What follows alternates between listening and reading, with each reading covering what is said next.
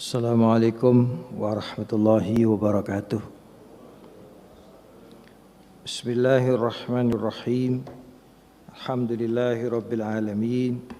Wassalatu wassalamu ala asyrafil anbiya'i wal mursalin Sayyidina wa maulana Muhammadin wa ala alihi wa sahbihi ajma'in, amma ba'du. Subhanaka la ilma lana illa ma 'allamtana innaka antal alimul hakim. La haula wa la quwata illa billahil aliyyil azim. Rabbi shrah li sadri wa yassir li amri wahlul 'uqdatam min lisani yafqahu qawli. Para jemaah dimuliakan Allah Subhanahu wa taala, kembali kita masuk ke dalam majelis kajian kitab Ayyuhal Walad yang ditulis oleh Al-Imam Al-Ghazali rahimahullah ta'ala. Alhamdulillah, kita bersyukur kehadirat Allah Subhanahu wa taala atas segala nikmat dan karunia-Nya, di mana kita sampai hari ini masih bisa melaksanakan ibadah salat zuhur berjamaah, dan kini kita mengikuti dalam kajian keilmuan. Mudah-mudahan semuanya menjadi amal soleh dan catatan pemberat amal kita kelak di akhirat. Amin ya rabbal alamin. Para jamaah sekalian, maqalah yang ke-16, nasihat yang ke-16. Bismillahirrahmanirrahim. Qala al-Imam Al-Ghazali rahimahullahu taala wa nafa'ana bihi wa bi ulumi fid dharain amin. Ayyuhal walad, wahai anakku, ba'du masailika fiha min hadzal qabil. Sebagian daripada pertanyaanmu dari jalur ini, yaitu yang kemarin dalam pertemuan yang lalu kita jelaskan bahwa ada persoalan-persoalan yang hanya bersifat dzauqiyah, yaitu rasa, ya, pengalaman spiritual, kemudian aspek-aspek batiniah di dalam ibadah, dalam taat kepada Allah, itu masuk dalam dimensi dzauqiyah, rasa. Sehingga tidak perlu banyak dilogikakan, tidak perlu banyak dirasionalkan, cukup dirasakan. Ketika bapak tadi atau ibu tadi melaksanakan sholat berjamaah, bagaimana rasanya? Setiap individu akan berbeda. Ini yang disebut dengan subjektif. Ya, pengalaman subjektif yang tidak bisa diobjektifkan.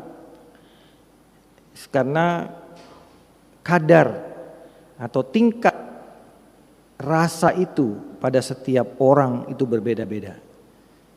Orang yang satu barangkali dengan kebersihan hatinya, dengan makanan yang halal, dengan banyak mendekatkan diri kepada Allah sebelumnya, akan merasakan ibadahnya begitu nikmat. Tapi barangkali yang masih ada yang bercampur syubhat, apalagi na'udzubillah ada yang bercampur yang haram, barangkali merasakan ibadah itu biasa-biasa saja, tidak ada rasanya. Nah, ini tentu menjadi PR buat kita masing-masing. Karena soal rasa ini kita yang tahu. Tidak bisa dirasakan oleh orang lain, tidak bisa diceritakan ke orang lain, tapi kita yang merasakannya. Nah, kata Imam Ghazali kepada muridnya, sebagian pertanyaan kamu itu jalurnya ini. Jadi cukup rasakan, lakukan, ya, dan rasakan. Lakukan, rasakan, lakukan, rasakan. Jangan banyak tanya. Kalau jalan menuju kepada Allah, di situ ada komunikasi ruhaniyah yang tidak melulu melalui pendekatan pengetahuan.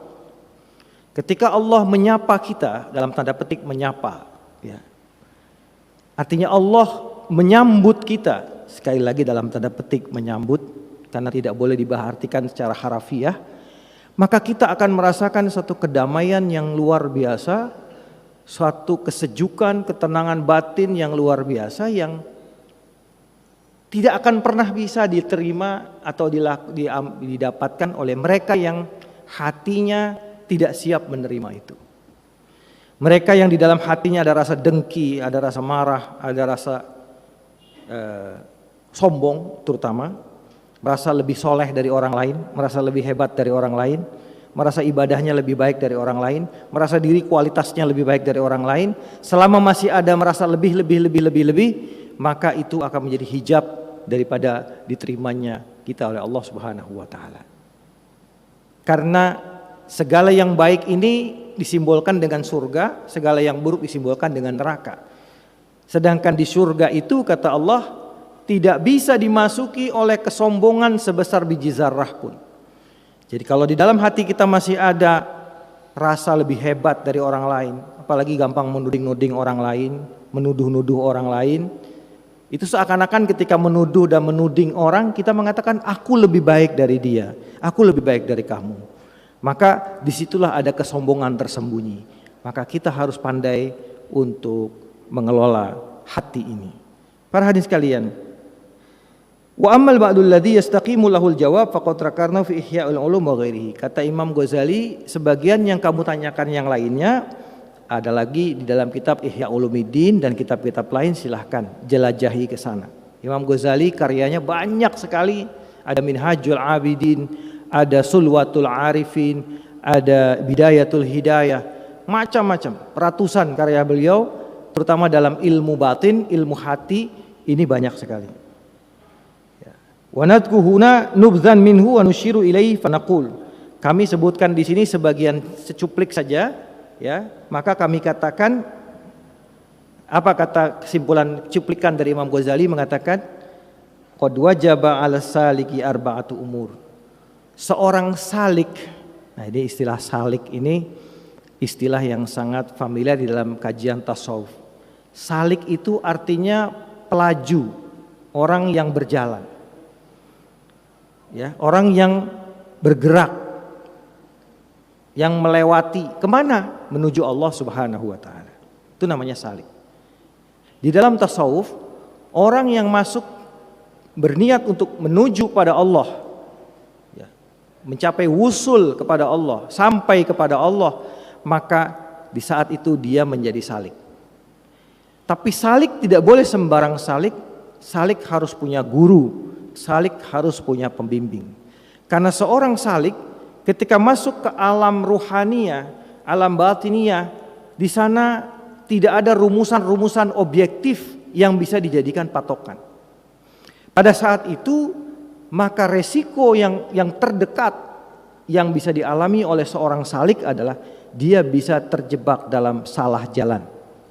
Karena di dalam dunia itu, setan, terutama iblis, akan sangat menggiring seorang hamba yang seakan dia menuju Allah padahal dia menuju kepada syaitan. Itu sangat rawan. Lalu siapa yang bisa menggaransi? Siapa yang bisa menjadikan jaminan bahwa ketika seorang menjadi salik dia akan sampai kepada Allah? Tidak ada lain. Dia harus punya mursyid. Mursyid itu adalah artinya orang yang membimbing. Mursyid adalah orang yang sudah mencapai perjalanan itu dan kemudian dia menjadi guide, menjadi penunjuk. Hai, kamu lewat sini, kamu jangan lewat sana. Kalau lewat sana itu jalannya iblis. Kamu jangan lewat sini, kamu lewat sini jangan lewat sana. Lewat sana itu jalannya syaitan, jalannya neraka. Perlu ada guide, perlu ada pemandu. Itulah yang namanya mursyid. Mursyid tidak boleh menjadi sembarang mursyid. Tidak bisa orang mendaku-daku pakai sorban gede, pakai imamah besar, sorban tebal-tebal, pakai jubah, pakai tongkat, mengaku mursyid, tidak bisa. Mursyid dilantik dan diangkat oleh mursyid yang di atasnya. Sehingga proses ini menjadi tidak gampang, sebagaimana tuduhan sebagian orang bahwa dunia ini adalah dunia klinik, dunia yang penuh dengan tipu-tipu dan tidak sebagainya. Bahwa penipunya banyak di sini, tapi ini bukan dunia tipu-tipu. Di sini ada tertib, ada disiplin yang luar biasa. Mursyid hanya bisa diangkat oleh mursyid gurunya. Karena seorang mursyid itu akan melantik mursyid pengganti, di mana murid-muridnya si mursyid ini akan kemudian menerima taat kepada mursyid pengganti. Ketika mursyid yang utama ada wafat, maka adalah penerusnya. Dan mursyid, pengangkatan ini adalah sebuah pengakuan Karena dia punya tugas tidak sembarangan, dia membimbing para salik menuju kepada Allah Subhanahu wa taala. Mursyid berat bebannya, karena itu tidak boleh sembarangan orang menjadi mursyid. Berat kualifikasinya. Ya. Para hadirin sekalian, maka salik ini kata Imam Ghazali paling tidak punya empat kualifikasi yang harus ada pada dia. Awwalul amri, pertama kali kata Imam Ghazali yang harus dimiliki oleh seorang salik tadi, orang yang ingin menuju kepada Allah, i'tiqadun sahihun la yakunu fihi bid'atun. I'tiqad, keyakinan, akidah yang benar yang tidak ada bid'ah di dalamnya. Yaitu keyakinan yang benar yang tidak tercampur dengan bid'ah. I'tiqadun sahih, i'tiqad yang benar. Di dalam syarah, beberapa syarah, saya punya 2 syarah daripada kitab ini, ya, ada 3 bahkan. Semuanya mengartikan syarahnya i'tiqadun sahih, ai aqidatu ahli sunnah wal jamaah. Akidah ahlu sunnah wal jamaah. Akidah ahlu sunnah wal jamaah adalah akidah yang benar, yang sesuai dengan tuntunan Allah dan Rasulnya. Akidah Ahlus Sunnah wal Jamaah adalah akidah yang diturunkan oleh Rasulullah kepada para sahabat, sahabat kepada para tabi'in, tabi'in, terusnya sampai kepada para ulama, sampai kepada zaman kita saat ini 1500 tahun kemudian. Akidah Ahlus Sunnah wal Jamaah adalah akidah mayoritas umat Islam dari Maroko sampai Merauke, dari Rusia sampai Australia. Akidah mayoritas umat Islam adalah akidah Ahlus Sunnah wal Jamaah. Apa definisi Ahlus Sunnah wal Jamaah yang dikatakan oleh Rasulullah sendiri? Ma ana alaihi wa ashabi, yaitu tuntunan yang dimana aku berada di atasnya, di jalan itu, dan para sahabatku. Jadi apa yang datang dari Rasulullah dan para sahabat yang benar, itulah Ahlus Sunnah wal Jamaah. Ya, tapi Ahlus Sunnah wal Jamaah yang mana Ustadz? Sekarang banyak nih ngaku-ngaku, ini ngaku Ahlus Sunnah wal Jamaah, ini ngaku Ahlus Sunnah wal Jamaah, ini Ahlus Sunnah wal Jamaah. Saya mengutip seorang ulama besar yang mensyarah kitab Ihya Ulumuddin, ya, Ihya Ulumuddin ini karangan Imam Ghazali, kitab yang kita baca hari ini. Kitab ini disyarah oleh seorang ulama besar dari Yaman, namanya Asy-Syaikh Al-Alamah Murtada Az-Zabidi. Az-Zabid, dari daerah Zabid, yaitu di Yaman. Ini gudangnya para ulama. Syekh Murtada Az-Zabidi ini bisa dikatakan satu-satunya orang yang berani mensyarah Ihya Ulumuddin, karena para ulama lain angkat tangan tidak berani mensyarah Ihya Ulumuddin. Karena Ihya Ulumuddin ini adalah magnum opusnya Imam Ghazali, yang karyanya itu ditulis sebagai puncak keilmuan dari Imam Ghazali yang memadukan antara aspek akidah, syariah, dan hakikah. Ini gak semua ulama berani mensyarah. Tapi seorang ulama dari Yaman yang bernama Syekh Murtada Az-Zabidi berani mensyarah ini karena kapasitas keilmuan beliau yang luar biasa. Apa kata beliau? Idza utliqa Ahlus Sunnah wal Jamaah fal muradu bihi al-Asy'ariyah wal Maturidiyah.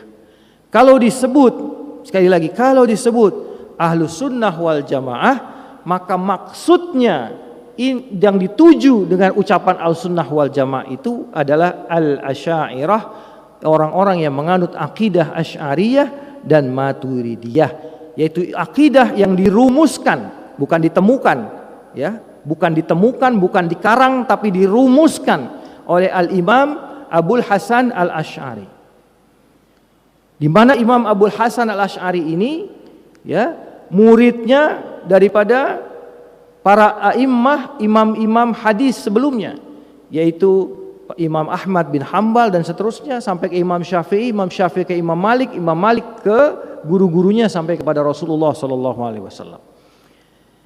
Jadi akidah Asy'ariyah yang dianut terutama mayoritas di Indonesia itu bukan akidah bikinan karangan Imam Asy'ari, tapi beliau hanya mensistematisasi, merumuskan secara akademik akidah yang sudah ada pada umat Islam di kala itu yang dibawa oleh Rasulullah SAW dan para sahabat dan peterusnya. Jadi bukan bid'ah. Nah, para hadirin sekalian, ketika tadi Imam Ghazali menyebut kata bid'ah, maka bid'ah di sini adalah bid'ah dalam akidah. Bid'ah dalam akidah itu adalah pemikiran-pemikiran baru. Bid'ah dalam bahasa Arab artinya sesuatu yang baru, tidak ada contoh sebelumnya. Ya. Maka bid'ah dalam akidah adalah pemikiran-pemikiran atau keyakinan-keyakinan di dalam agama yang itu tidak berasal dan bersumber dari Rasulullah Shallallahu Alaihi Wasallam. Saya ambil contoh misalnya pemikiran teologi Mu'tazilah yang terlalu mengedepankan logika dan akal, yang itu tidak ada tuntunannya di dalam agama. Jadi hanya ijtihad para ulama-ulamanya saja. Ya, atau akidah Murji'ah yang mengatakan bahwa Allah Subhanahu wa taala setelah menciptakan alam semesta, Allah tidak ngatur lagi keterusannya. Ya. Ini mirip dengan pemikiran Yunani yang namanya agnostisisme. Ya. Kemudian ada akidah lagi yang namanya Rafidhah, Syiah.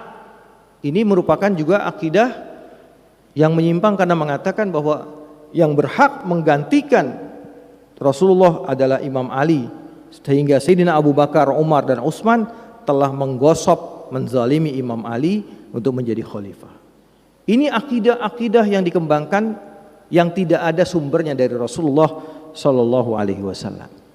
Sedangkan akidah Ahlus Sunnah wal Jamaah itu selalu menempatkan dalil, selalu menempatkan nas di depan, baru akal kita berusaha mencerna apa yang dikandung dimaksud dalam nas tersebut. Bukan akalnya yang mendominasi nas, tapi nas atau teks yang kita tafsirkan. Karena nas itu Al-Quran dan As-Sunnah datangnya dari Allah dan dari Rasulullah, sehingga kita harus wajib imani keduanya.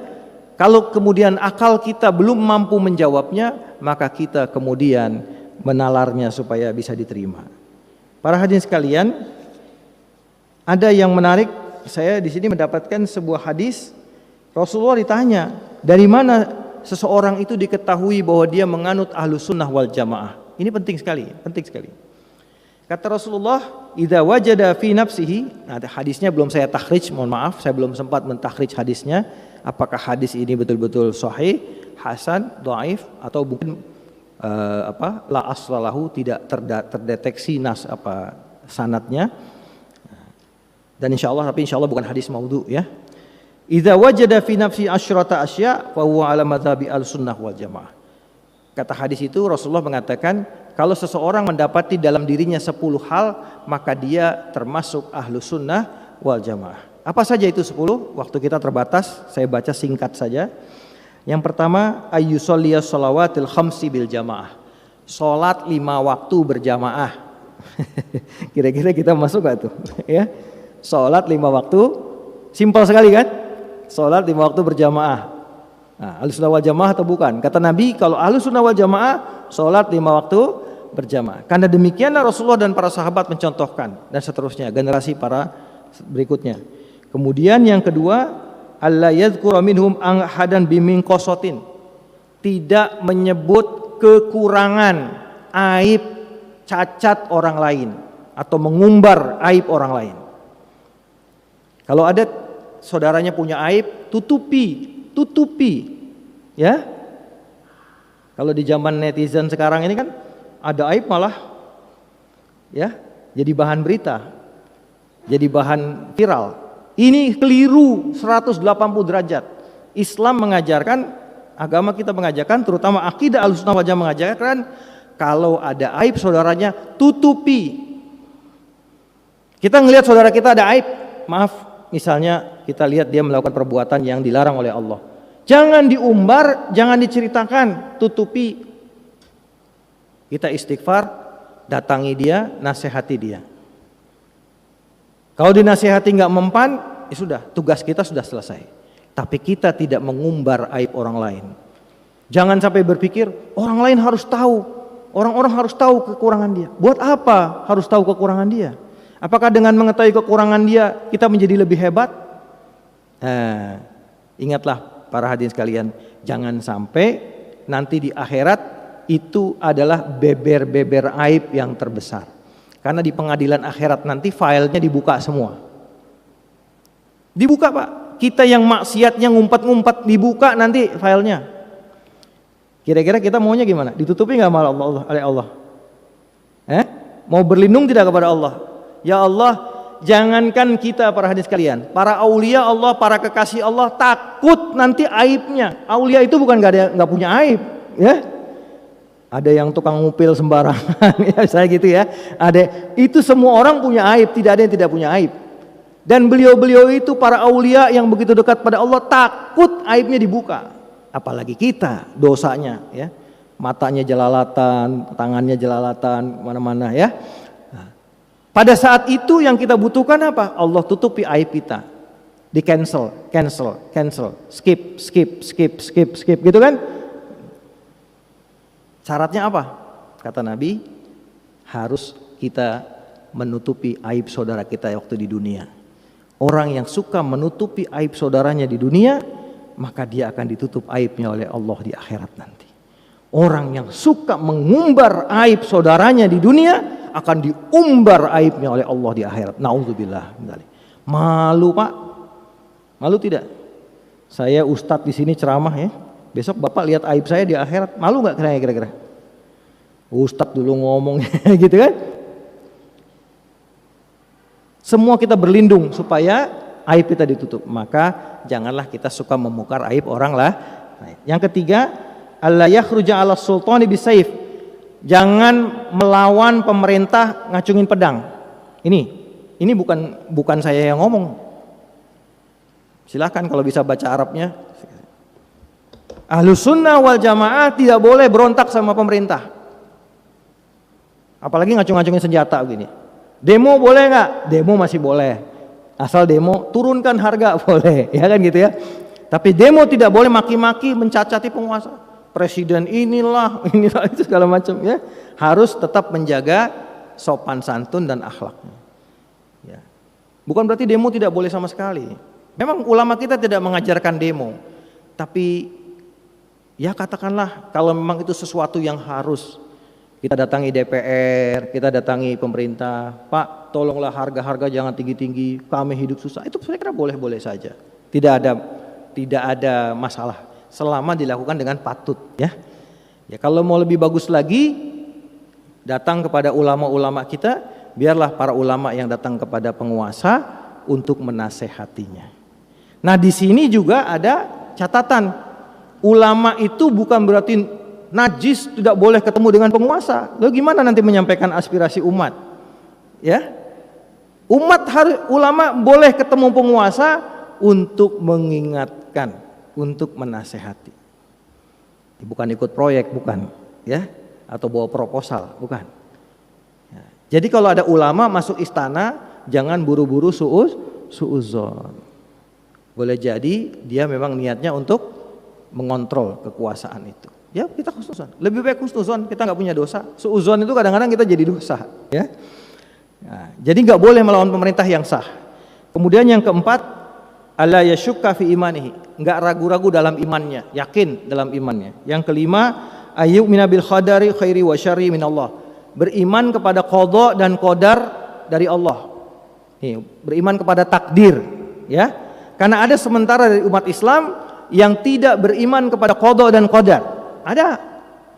Ada sebagian dari umat Islam yang tidak percaya adanya azab kubur. Ada sebagian dari kita yang mengatakan bahwa manusia yang menentukan takdirnya sendiri. Ya, ini akidah yang salah. Jadi iman terhadap qada dan qadar pada Allah Subhanahu wa taala. Yang keenam, alla yujadila ahadan fi dinillah, jangan berdebat atau mendebat seseorang dalam agama Allah.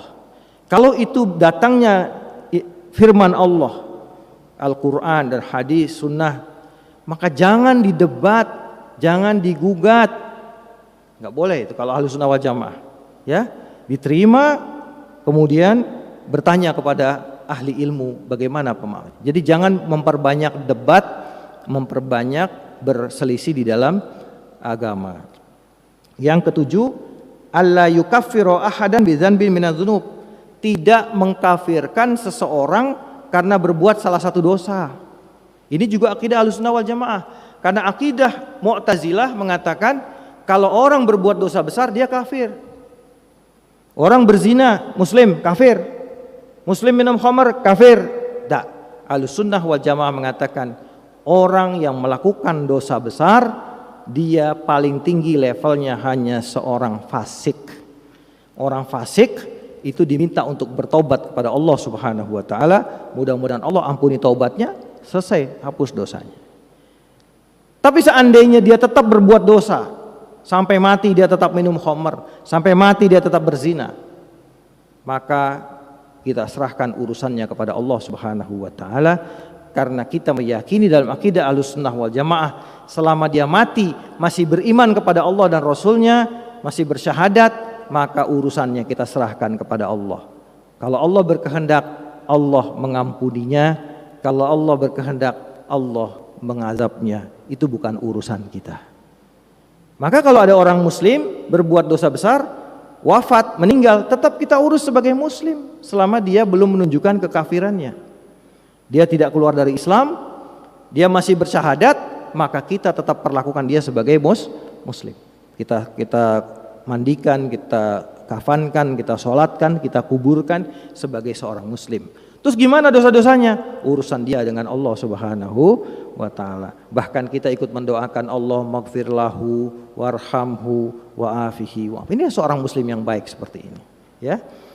Kemudian yang ke-8, la yada'us salata ala manwiyati ahli qiblah.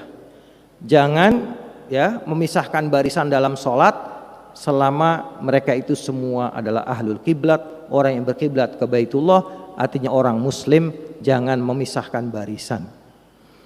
Kemudian yang ke-9, ya, ayyarul mashal qufai jaizaini fis safari wal hadar, dia memandang bahwa membasuh khuf, ya di Indonesia nggak dipakai khuf, kalau di gurun, ya di Arab itu dipakai.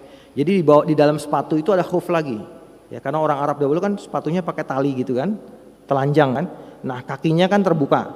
Maka dia punya sepatu lagi dari kulit, namanya khuf. Khuf ini tidak kotor, tidak dipakai ke lantai, karena yang pakai ke lantai itu adalah sepatunya.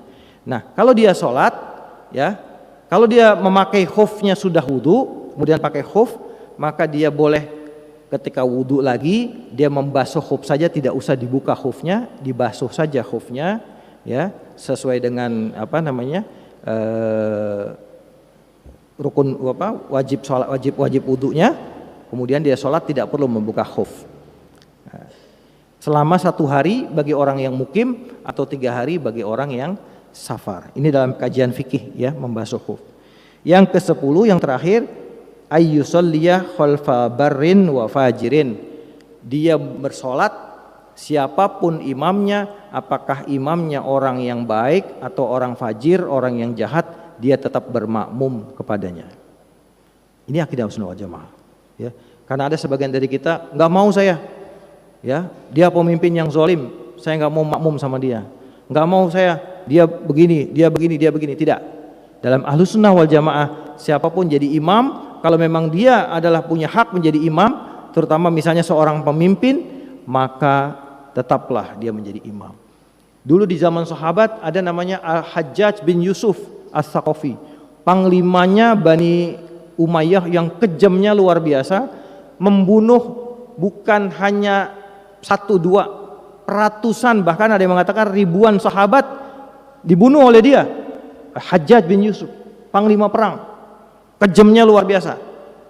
Tapi para sahabat tetap makmum di belakang Hajjaj bin Yusuf ketika sholat. Inilah Ahlussunnah wal Jamaah. Ya, jangan kita mengatakan itu pembunuh ulama, ya, itu tukang jahatin ulama. Kemudian kita nggak mau sholat di belakang dia, tidak. Ahlussunnah wal Jamaah tetap kita bermakmum. Urusan dia dengan ulama adalah urusan dia dengan Allah Subhanahu wa taala. Kita Ahlussunnah wal Jamaah secara simpulnya adalah mereka yang memelihara persatuan dan kesatuan. Selalu memandang segala urusan itu tidak dalam kacamata yang ekstrim, tapi dalam kacamata yang moderat, sehingga tidak menimbulkan banyak friksi-friksi di masyarakat. Inilah yang dapat saya sampaikan. Mohon maaf lebih panjang dari biasanya. Mudah-mudahan ada manfaatnya. Hadanallahu wa iyyakum ajmain. Subhanakallahumma wa bihamdika asyhadu an la ilaha illa anta astaghfiruka wa atubu ilaik. Wassalamualaikum warahmatullahi wabarakatuh.